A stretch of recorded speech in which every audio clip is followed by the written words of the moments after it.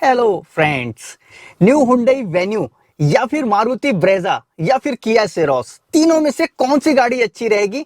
आज की वीडियो में यही कंपैरिजन करूंगा मैं। लेकिन याद रखना, कंपैरिजन का जो बेस रहेगा, बुनियाद होगी, वो होगी इसका इंजन, फ्यूचर मेंटेनेंस, गाड़ी की रीसेल वैल्यू, गाड़ी का माइलेज, गाड़ी के अंदर मिलने वाला कंफर्ट। बाकी रही बात फीचर्स की, रंग रूप ढांचा, ये सारी चीजें आप चाहो तो एडवर्टाइज के वीडियोस बहुत सारे हैं, वहां जाकर देख सकते हो, या फिर शोरूम पर जाओ तो गाड़ी को खुद पसंद कर लो, दिखने में कैसे लगती है। मेरा काम है खर्चे को बताना, आगे के चल के क्या रहेगा। हाथी को लेना आसान है, पालना मुश्किल है, ऐसा आपने सुना होगा, ये सच्चाई है। तो किस हाथी को लेकर पालना ज्यादा आसान होगा, आज की वीडियो में आपको पता चल जाएगा। तो चलो स्टार्ट करते हैं वीडियो। अब इन तीनों गाड़ियों का ही कंपैरिजन का सवाल मेरे पास ज्यादा आ रहा था, क्योंकि इनके बजट भी लगभग आसपास के ही हैं। 8 लाख रुपए के आसपास से स्टार्ट होकर 15-16 लाख तक जाती हैं ये तीनों ही गाड़ियां। जैसे वेन्यू 790 से स्टार्ट होकर 1551 तक जाती है, वहीं ब्रेजा को देखें तो 8,26,000 से स्टार्ट हो जाती है और 16 लाख रुपए तक इसका टॉप मॉडल चला जाता है। किया सेरोस की अगर बात करें तो वो भी 8,67,000 से स्टार्ट होकर 15-16 लाख रुपए तक इसके टॉप वेरिएंट चले जाते हैं। कुछ लोग लिखित को ही प्रेफर करते हैं, तो देखो जी, इन तीनों की जो लेंथ है ना, 4 मीटर से कम है, सब 4 मीटर में आती हैं। किसी के 3995 mm होगी, किसी को 3996 mm होगी लगभग एक बराबर ही। लेकिन गाड़ी की लेंथ बराबर है तो अंदर स्पेस बराबर होगा, ये जरूरी नहीं है। देखो, ये जो लेंथ होती है, बाहर से गाड़ी को और बाहर से गाड़ी को ऐसे नाप लिया जाता है, यहां से यहां तक कितनी लंबी है। तो अब इतना हिस्सा आ गया इंजन का, किसी ने इंजन का इतना बड़ा ले लिया, किसी ने इतना छोटा कर दिया, किसी ने इतने में ही मैनेज कर दिया, तब अंदर स्पेस बढ़ जाता है। बाकी अंदर का डिजाइन भी मैटर करता है कि किस हिसाब से गाड़ी ये लोग मैनेज करते हैं, स्पेस कितना मिलता है। स्पेस के मामले में इन तीनों ही गाड़ियों में मैं अगर देखूं तो सेरोस, ब्रेजा, वेन्यू, ब्रेजा में आपको स्पेस ज्यादा मिलता है, जो अंदर आपको फील होता है। हाँ, नई वाली वेन्यू में थोड़ा सा स्पेस बढ़ गया है, लेकिन वो बढ़ने की वजह बीच वाली सीट को कम कर देना है ताकि स्पेस आपको दिखे। प्रैक्टिकली आप जब देखोगे, खुद गाड़ियों को शोरूम पे जाके देखना, अंदर बैठ के देखना, सेरोस में बैठते समय आपको स्पेस नहीं दिखेगा, लेकिन फ्लेक्सिबिलिटी बहुत ज्यादा मिलेगी, सीट ज्यादा कंफर्ट होगी, बहुत अच्छा रिक्लाइन एंगल पीछे भी हो जाता है, सीट भी आगे और पीछे स्लाइड हो जाती है, ये फायदा है। इधर ब्रेजा में आपको ये फायदा है कि सारी चीजें आपको खुली खुली दिखती है, सीट भी ठीक ठाक कंफर्ट ही है। वेन्यू में थोड़ा सा सीट के कुशनिंग पे ध्यान दिया गया है, सीट की कुशनिंग तो अच्छी है, बट सीट का साइज थोड़ा सा छोटा कर दिया है, जिसकी वजह से थाई सपोर्ट नहीं मिल पाता। बैक का सपोर्ट गाड़ी का अच्छा है, लेकिन पीछे की सीट को इतना ज्यादा रिक्लाइन नहीं किया जा सकता जितना कि सेरोस में किया जा सकता है। स्पेस के मामले में अभी भी आपको ब्रेजा ही ऊपर दिखेगी। बाकी इनकी लेंथ, विड्थ, हाइट, डायमेंशन ये क्या है, सारा मैं स्क्रीन पे लगा दूंगा, वो आप देख लेना। 5-10 mm का ही ऊपर नीचे आपस में गैप है। मेन फोकस हमारा आता है इंजन पे। चलते हैं इंजन की तरफ। इंजन की अगर बात करें तो हुंडई वेन्यू में एक तो 1.2 लीटर वाला नेचुरली एस्पिरेटेड इंजन आता है, दूसरा 1 लीटर का टर्बो चार्ज इंजन आता है पेट्रोल में, और डीजल में अगर जाओगे तो 1.5 लीटर का इंजन आता है इनका, जो कॉमन ही इंजन है, जो आपको क्रेटा में भी मिल जाएगा, सोनेट में भी, जो भी इनकी डीजल गाड़ियां होंगी उनमें ये सेम यही इंजन मिलेगा। ये BS6 फेज 2 वाला, जिसमें स्वेल वाल्व वगैरह लगा हुआ है, ये वाला इंजन। अब इन दोनों इंजन में देखो, नेचुरली एस्पिरेटेड इंजन बढ़िया इंजन है, कामयाब इंजन है, लेकिन इसका माइनस पॉइंट क्या है, थोड़ा सा माइलेज ड्रॉप करता है। लेकिन ये इंजन रख रखाव में सस्ता है, इसके पार्ट सस्ते हैं, ड्यूरेबल ज्यादा है, जल्दी इसको खोलने की जरूरत नहीं पड़ती, अगर कोई सामान खोलना भी पड़े तो बहुत ज्यादा कॉस्टली नहीं पड़ता। इसके कंपैरिजन में अगर आप इन्हीं का 1 लीटर वाला इंजन देखोगे, टर्बो चार्ज इंजन जो है, इंजन देखने में छोटा है, माइलेज बराबर ही निकालता है, थोड़ा बहुत 19 ही होगा, 20 नहीं होगा नेचुरली एस्पिरेटेड वाले इंजन से, क्योंकि टर्बो चार्ज इंजन आपको थोड़ी सी पावर देता है, थोड़ा सा फील देता है। डीजल वाली थोड़ी थोड़ी फीलिंग आपको पेट्रोल में आने लगती है ये टर्बो चार्ज इंजन के साथ। लेकिन असल में ये इंजन तो 1 लीटर का ही है, एक छोटा इंजन सिलेंडर का ही है। पावर अगर आपको फील करनी है तो आप चले जाओगे सीधे टर्बो चार्ज इंजन पे, पैसों की परवाह नहीं है तो। पैसों की परवाह है और लॉन्ग टर्म भी आपको देखनी है वैल्यू, तो आप चले जाओगे इधर नेचुरली एस्पिरेटेड इंजन पे। और अगर आपकी रनिंग बहुत ज्यादा है कि भैया मेरे को तो हाईवे पे चलना होता है और महीने में 4-5 हजार किलोमीटर तो मैं चला ही लेता हूं, तो आप डीजल इंजन देखोगे तो 1.5 लीटर का डीजल इंजन है। BS6 फेज 2 में भी बहुत ज्यादा प्रॉब्लम्स इन इंजन में नहीं आई।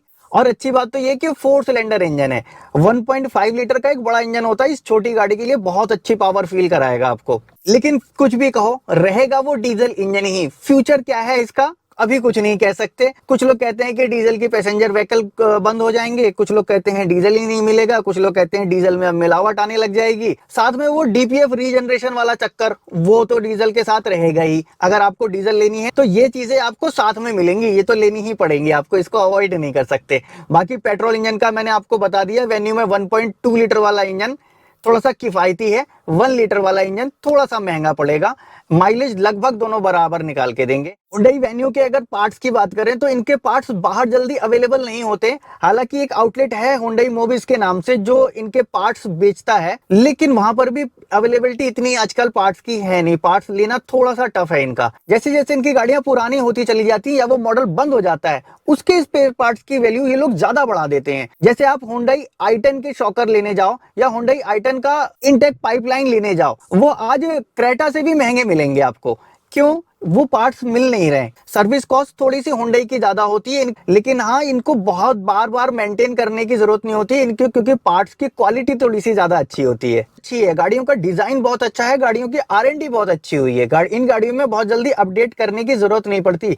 वेन्यू में भी जो अपडेट अभी आया है, तो आप ये समझ लो वेन्यू का अपडेट सिर्फ रंग रूप ढांचे का अपडेट है, बहुत ज्यादा कुछ इंजन से रिलेटेड व टेक्नोलॉजी से रिलेटेड या कुछ प्रॉब्लम को अपडेट करने का है, ऐसा कुछ नहीं है। वेन्यू में कोई प्रॉब्लम पहले भी नहीं थी और अभी भी नहीं है। अब बात करते हैं ब्रेजा की। ब्रेजा में देखो 1.5 लीटर का एक इंजन आता है जो 4 सिलेंडर के साथ है, और यही इंजन इनके मोस्टली गाड़ियों में मिलेगा। साथ में इंजन का कोई और ऑप्शन नहीं है, क्योंकि डीजल गाड़ियां मारुति बेचती नहीं है। इनके पास आपको मिलेगा तो सीएनजी इंजन, वहां पे भी आपको ये 1.5 लीटर वाला ये इंजन मिलेगा। जो पेट्रोल वाला इंजन है उसके साथ ये लोग स्मार्ट हाइब्रिड बोल के देते हैं। एक छोटी सी बैटरी अलग सीट के नीचे लगी होती है, वो थोड़ा सा पावर पुश करती है, थोड़ा सा माइलेज बढ़ाती है, बहुत ही ना के बराबर लेकिन बढ़ाती है।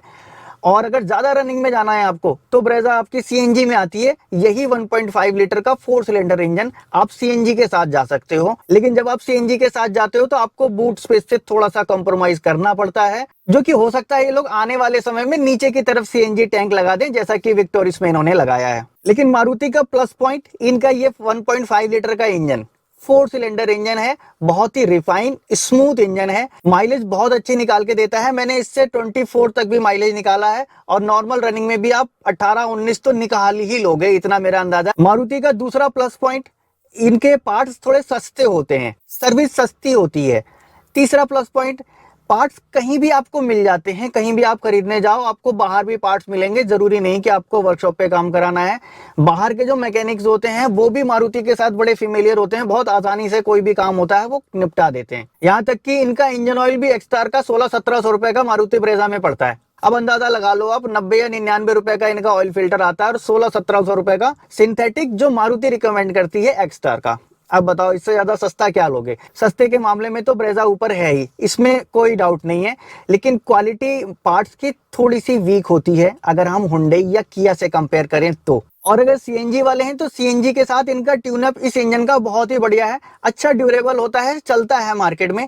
इनकी रीसेल वैल्यू भी बहुत अच्छी होती है। सीएनजी पे भी गाड़ी चलने के बाद इतनी जल्दी इफेक्ट नहीं पड़ता इस 1.5 लीटर के 4 सिलेंडर इंजन पे, क्योंकि ये 4 सिलेंडर इंजन है, इसमें घिसावट वैसे ही कम होती है। 3 सिलेंडर इंजन जल्दी वीक पड़ जाते हैं। 3 सिलेंडर इंजन के अंदर वाइब्रेशन होती है, 4 सिलेंडर इंजन में वो वाइब्रेशन नहीं होती है। अब इसके बाद नंबर आता है किया सेरोस का।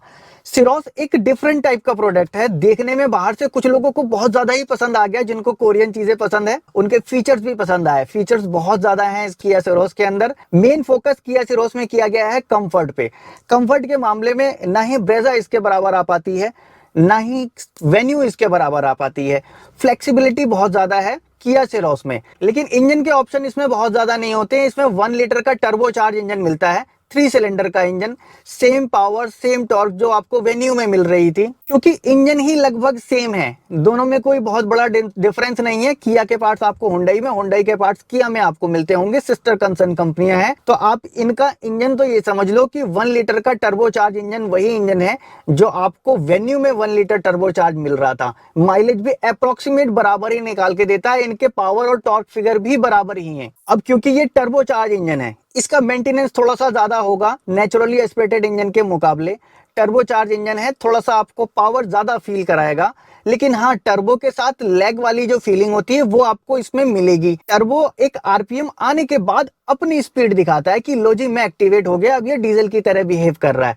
लेकिन जब ये आरपीएम कम हो, कहीं नीचे से आप गाड़ी उठानी हो, तब उस समय ये फील करा जाएगा कि ये 1 सिलेंडर का इंजन है। साथ में आवाज तो आपको आएगी है, वो आवाज आपको भी फील करा देगी कि ये 3 सिलेंडर का इंजन है। फ्यूचर का मेंटेनेंस क्या होगा, देखो सेम इंजन है, पार्ट आपको मिल जाएंगे।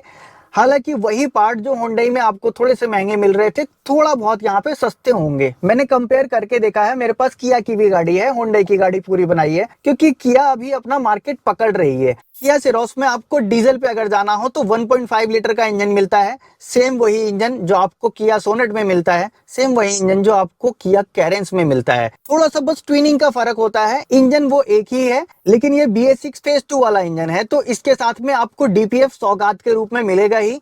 डीपीएफ को कैसे मेंटेन करना है इसके ऊपर मैंने ऑलरेडी वीडियो बना रखी है, जाके वो देख लेना। एंड में अगर रीसेल वैल्यू के हिसाब से मैं 1 2 3 नंबर पे इनको रखूं, तो ब्रेजा नंबर 1 पे रखूंगा, नंबर 2 पे मैं वेन्यू रखूंगा और नंबर 3 पे सेरोस रखूंगा। इसके आगे मर्जी आपकी है, पैसा आपका है, जहां चाहे वहां डाल सकते हैं। मेरा काम था बस सजेशन देना।